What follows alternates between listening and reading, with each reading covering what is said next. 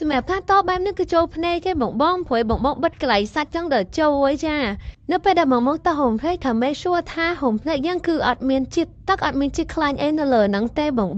គឺរោមភ្នែកយើងគឺត្រូវតែស្ងួតបងមិនជាប់បានយូរតោះមកយើងយកប្រដាប់គប់ឲ្យវាងងអញ្ចឹងណាបងនៅពេលដែលចាប់ហុំភ្នែកគឺចាប់ពីគោលបងកុំចាប់ពីចុងនៅពេលដែលបងចាប់ពីចុងអញ្ចឹងគឺវាដាច់ខ្ទេចទេបងសម្រាប់ការវិញគឺចាក់ចូលនៅក្នុងជាដែលបងអូនថែមឲ្យបងនេះហើយបៀកហុំភ្នែកកុំឲ្យកាយជាប់ច្រើនពេកបងបៀកតែខាងក្នុងដែលយើងត្រូវបិទបានហើយសម្រាប់ការបិទគឺបងបិទកុំឲ្យជាប់សាច់ភ្នែកឆ្ងាយពីសាច់ភ្នែកដល់គល់ហុំភ្នែកហ្នឹងប្រហែលជា2ទៅ3មីលីម៉ែត្របានទេបងតបមកយើងអស់បដ ாய் ហូមហើយសកាត់គល់វាបងចឹងបានវាជាប់ណា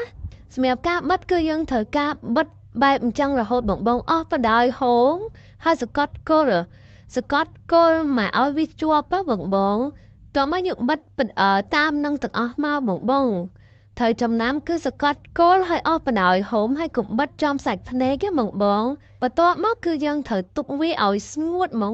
ឲ្យវាខាំជាមួយនឹងហុំភ្នែកយើងបើសិនជាបងចង់បានងជាងហ្នឹងបងអាចគប់ហុំភ្នែកបន្ថែមបានដើម្បីឲ្យគល់វាហត់ទៅជាប់